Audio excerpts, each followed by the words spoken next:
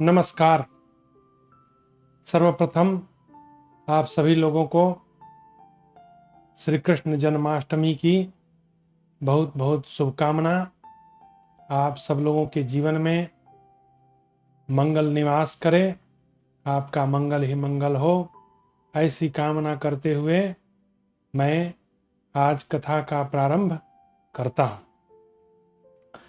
जैसा कि हम लोग महाभारत की कथा का श्रवण कर रहे हैं और आज की महाभारत की कथा में उतथ्य के उपदेश में धर्माचरण का महत्व और राजा के धर्म का वर्णन, इसके विषय में हम लोग श्रवण करेंगे।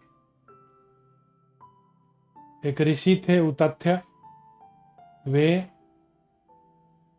राजा के विषय में कुछ बात बता रहे हैं जो भीष्म पितामह के माध्यम से युधिष्ठिर को बताया जा रहा है। उतथ्य ऋषि जो है वे राजा के बारे में क्या कहते हैं। उतथ्य कहते हैं, राजन, राजा धर्म का आचरण करे और मेघ समय पर वर्षा करता रहे। इस प्रकार जो संपत्ति बढ़ती है वह प्रजा वर्ग का सुखपूर्वक भरण पोषण करती है। बहुत बढ़िया बात। राजा यदि धर्म का आचरण करे और समय पर मेघ बरसते रहे, मानसून समय पर वर्षा होते रहे, तो इससे जो है संपत्ति बढ़ती है और यही जो है प्रजा के सुख का कारण है। एक गीता में भगवान ने श्लोक कहा है, मुझे याद आ रहा है, भगवान की कृपा से मैं वो बता रहा हूँ। हाँ, ये श्लोक वगैरह भी जो है भगवान की कृपा से ही स्मरण में होता है, क्योंकि भगवान भगवत गीता में यह भी बताते हैं, सर्वस्य चाहम हृदि सन्निविष्टो मत्तः स्मृतिर ज्ञानम अपोहनम च वेदस्य सर्वैरहमेव वेद्यो वेदांत कृत वेद इव चाहम। भगवान कृष्ण कहते हैं कि from me come remembrance, knowledge and forgetfulness. मेरे से ही स्मरण आता है, मेरे से ही ज्ञान आता है और मेरे से ही भूलना भी आता है। तो मनुष्यों के पास ये तीनों ही बातें देखी जाती हैं कि किसी किसी में बहुत विलक्षण जो है स्मरण शक्ति होती है और किसी किसी के पास विलक्षण ज्ञान भी होता है और किसी किसी को हम देखते हैं वो अभी 1 घंटे पहले क्या बोला था उस बात को भी भूल जाता है। तो ये भूलना भी भगवान का एक बहुत बड़ा कृपा है। मित्रों, यदि हम भूले नहीं तो हम दुख के सागर में डूब जाएंगे, क्योंकि जीवन में बहुत सारी ऐसी घटनाएं होती हैं जो हमें बड़ा शोक प्रदान करती हैं।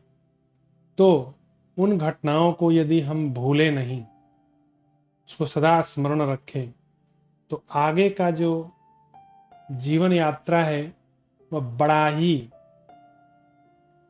असंभव सा हो जाएगा।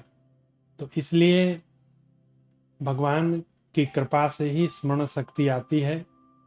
क्योंकि मैं ये सब श्लोक का पहले अभ्यास किया हूं कभी कालांतर में, लेकिन कितना वर्ष हो गया, लेकिन आज भी कहीं उसकी जरूरत पड़ती है तो भगवान की परम कृपा से मुझे वह याद आ जाता है, क्योंकि मेरी स्मरण शक्ति बहुत अच्छी नहीं है। तो भगवान ने भगवत गीता में एक कहा है, अन्नाद भवन्ति भूतानि पर्जन्यादन्न संभवः। हाँ, अन्नाद भवन्ति भूतानि पर्जन्यादन्न संभवः। पर्जन्याद, अन्नाद भवन्ति भूतानि पर्जन्याद संभवः। आगे का जो लाइन है वो मुझे स्मरण नहीं आ रहा है, लेकिन कुछ इसी तरह से है, अन्नाद भवन्ति भूतानि पर्जन्यादन्न संभवः। हाँ, आगे का लाइन मुझे थोड़ा स्मरण नहीं आ रहा है, 1-2 लाइन याद आ रहा है, लेकिन मैं उसका हिंदी में आशय आपको समझा देता हूं। अन्नाद भवन्ति भूतानि, उसका मतलब होता है अन्न से ही भूतों का निर्माण हुआ है। सृष्टि में जो भी मनुष्य जीव हैं उनको भूत कहा जाता है। भूत मतलब घोष्ट नहीं। तो इनका जो सृजन हुआ है वह अन्न से हुआ है, क्योंकि इन जीवों को बनाने से पहले भगवान ने जो है अन्न का सृजन किया है, क्योंकि उसी को खाकर हमें शक्ति आता है। तो अन्नाद भवन्ति भूतानि पर्जन्याद अन्न संभवः। अब भगवान कहते हैं कि वर्षा से अन्न होता है। कितना देखिए सब लिंक्ड है। अन्नाद भवन्ति भूतानि, अन्न से भूत का रचना होता है। और अन्न कहां से आता है? वर्षा से आता है। अन्नाद भवन्ति भूतानि पर्जन्याद अन्न संभव यज्ञाद भवति पर्जन्यो। देखिए याद आ गया। और वर्षा कैसे होता है? यज्ञ करने से होता है। और वर्षा कैसे होता है? यज्ञ करने से होता है। यज्ञाद भवति पर्जन्यो यज्ञ कर्म समुद्भवः। और भगवान कहते हैं फाइनली कि वह यज्ञ कहाँ स्थित है? मनुष्य के नित्य कर्म में। जो शास्त्र सम्मत कर्म है, यदि उस कर्म को आप करते हो तो भगवान कृष्ण का वर्डिक्ट है कि वह कर्म यज्ञ के समान है। तो यहां पर भी तथ्य जो है राजा को बता रहे हैं कि राजा यदि धर्म का आचरण करता हो, मतलब यज्ञ करता हो, अपने कर्म में स्थित हो, तो क्या होगा? वहां वर्षा होगी। वर्षा होने से क्या होगा? अन्न होगा। अन्न होने से भूतों का सृजन चलता रहेगा। और इस प्रकार से जो है सब लोग सुखी होंगे। तो कहीं कहीं हम लोग सुनते हैं फलना देश में अकाल पड़ गया है, वर्षा नहीं हो रहा है, कई एक साल से लोग भूखे मर रहे हैं। तो इसका कारण क्या है? भगवान कृष्ण गीता में बता रहे हैं कि जहां लोग कर्म रूपी यज्ञ करना बंद कर देते हैं, आलसी और कामचोर हो जाते हैं, उस देश में वर्षा का होना बंद हो जाता है। तो इसलिए वर्षा कैसे आएगी? तो हम लोग अपने विहित कर्मों को करते रहें यज्ञ समझ के, तो वर्षा ऑटोमेटिकली होगी। और उस वर्षा के होने से धन धान्य से पृथ्वी भरी होगी। हाँ, और वो सबका जीवन सुखी बनाएगा। अन्न में आत्मनिर्भर होना एक बहुत बड़ी शक्ति है, क्योंकि अन्न के बिना तो मनुष्य चल ही नहीं सकता। सोना चांदी क्या आप खा सकते हैं? नहीं। भोजन, एनर्जी जिस तत्व से मिलता है उसको अन्न ही कहते हैं। तो यही चीज बहुत बड़ी चीज बता रहे हैं। तो देखिए आगे जो है कुछ एग्जाम्पल दे रहे हैं। यदि धोबी कपड़ों की मैल उतारना नहीं जानता, हाँ, अथवा रंगे हुए वस्त्रों को धोकर शुद्ध एवं उज्जवल बनाने की कला उसे नहीं ज्ञात, तो उसका होना ना होना बराबर ही है। इसी प्रकार श्रेष्ठ ब्राह्मण, क्षत्रिय, वैश्य, शूद्र वर्ण के मनुष्य यदि अपने अपने पृथक कर्मों को जानकर उनमें संलग्न नहीं रहते, तो उनका होना एक सा ही है। शूद्र द्विजों की सेवा, वैश्य में कृषि, राजा या क्षत्रिय में दंड नीति तथा ब्राह्मणों में ब्रह्मचर्य, तपस्या, वेद मंत्र और सत्यता की प्रधानता है। किसका क्या कैरेक्टर होना है वो बताया जा रहा है। इनमें जो क्षत्रिय वस्त्रों की मैल दूर करने वाले धोबी के समान चरित्र दोष को दूर करना जानता है, वही प्रजा वर्ग का पिता और प्रजा का अधिपति है। भरत श्रेष्ठ, सतयुग, त्रेता, द्वापर, कलयुग ये सब के सब राजा के आचरण में स्थित है। मतलब जहां का राजा अच्छा आचरण करेगा वहां ऑटोमेटिक सतयुग रहेगा। जहां का राजा चोर हो जाएगा वो कलयुग हो जाएगा। वो जगह जब राजा प्रमाद करता है तब चारों वर्ण और वेद, आश्रम सभी मोह में पड़ जाते हैं। जब राजा प्रमादी होता है तब ग्राहपत्य, आवाहनिया, दक्षिणाग्नि ये तीनों अग्नि, ऋक्, साम, यजु, ये 3 वेद एवं दक्षिणाओं के साथ संपूर्ण यज्ञ भी विकृत हो जाता है। राजा ही प्राणियों का जीवन दाता है, राजा ही उनका विनाश करने वाला है।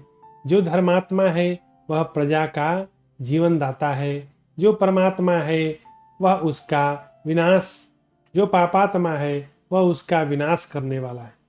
जब राजा प्रमाद करता है तब उसकी स्त्री, पुत्र, बांधव सब मिलकर शोक करते हैं। राजा के पापपरायण हो जाने पर उसके हाथी, घोड़े, जानवर आदि सभी दुख पाते हैं। मंधाता राजा से कह रहे हैं उतथ्य जी कि विधाता ने दुर्बल प्राणियों की रक्षा के लिए राजा की सृष्टि की है, कमजोर को प्रोटेक्ट करे।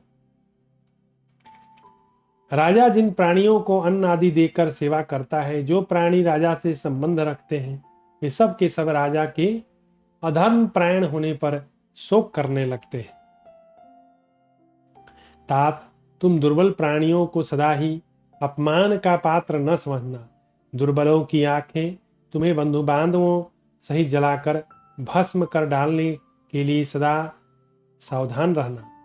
दुर्बल मनुष्य जिसको अपनी क्रोधाग्नि से जला डालते हैं, उसके कुल में फिर कोई अंकुर नहीं जमता, वे जड़ मूल सहित दग्ध कर देते हैं। अतः तुम दुर्बलों को कभी न सताना, क्योंकि उनका आह जो लगेगा वो राजा को नष्ट कर देगा, बिल्कुल नष्ट कर देगा, राजा को बिल्कुल नष्ट कर देगा। तो निर्बल प्राणी बलवान से श्रेष्ठ है, क्योंकि जो अत्यंत बलवान है उसके बल से भी निर्बल का बल अधिक है। निर्बल के द्वारा दग्ध किए गए बलवान का कुछ भी शेष नहीं रहता।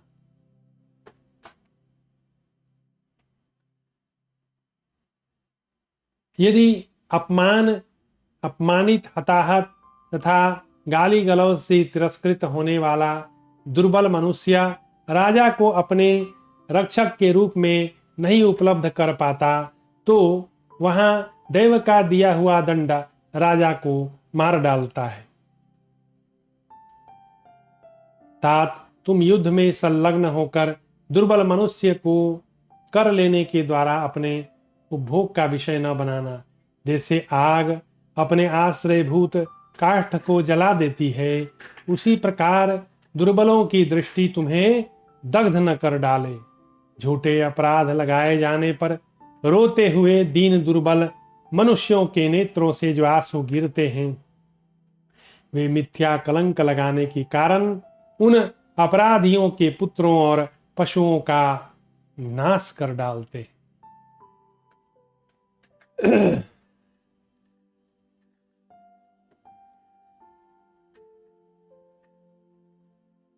तो यदि पाप का फल अपने को नहीं मिला तो वह पुत्रों तथा नाती पोतों को अवश्य मिलता है।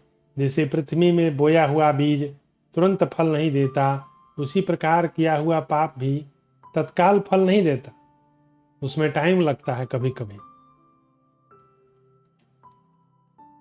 आगे कहते हैं, धर्म के विषय में मोहित हो जाने के कारण अधर्माचरण करने लगते हैं, उस समय राजा शीघ्र ही पुण्य से हीन हो जाता है।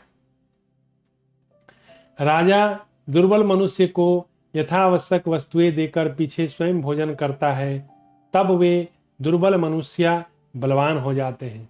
वह त्याग राजा का धर्म कहा गया है। फिर आगे और बताते हैं, मंधाता, राजा दुष्टों को दंड देने के कारण यम तथा धार्मिकों पर अनुग्रह करने के कारण उनके लिए परमेश्वर के समान है। जब वह अपनी इंद्रियों को संयम में रखता है तब शासन में समर्थ होता है, और जब संयम में नहीं रहता तब मर्यादा से नीचे गिर जाता है। जैसे यमराज सभी प्राणियों पर समान रूप से शासन करते हैं, उसी प्रकार राजा को भी बिना भेदभाव के समस्त प्रजा को विधि पूर्वक नियंत्रण में रखना चाहिए। आगे कहते हैं, महाराज राजर्षियों द्वारा सेवित उस आचरण का तुम पालन करो और शीघ्र ही प्रकाश युक्त दिव्य मार्ग को आश्रय लो। भारत महातेजस्वी देवता पितर गंधर्व परलोक में भी धर्मपरायण राजा के यश का गान करते हैं। भीष्म जी कहते हैं युधिष्ठिर, उतथ्य के इस प्रकार उपदेश देने पर मानधाता ने निशंक होकर उनकी आज्ञा का पालन किया और सारी पृथ्वी का राज्य पा लिया। पृथ्वीनाथ, मानधाता के ही भांति तुम भी अच्छी तरह धर्म का पालन करते हुए पृथ्वी की रक्षा करो, फिर तुम भी स्वर्गलोक में स्थान प्राप्त करोगे। तो यह चैप्टर यहाँ समाप्त हुआ। अब हम लोग दूसरे चैप्टर में चलते हैं, तो अगले एपिसोड में फिर इसको हम देखेंगे।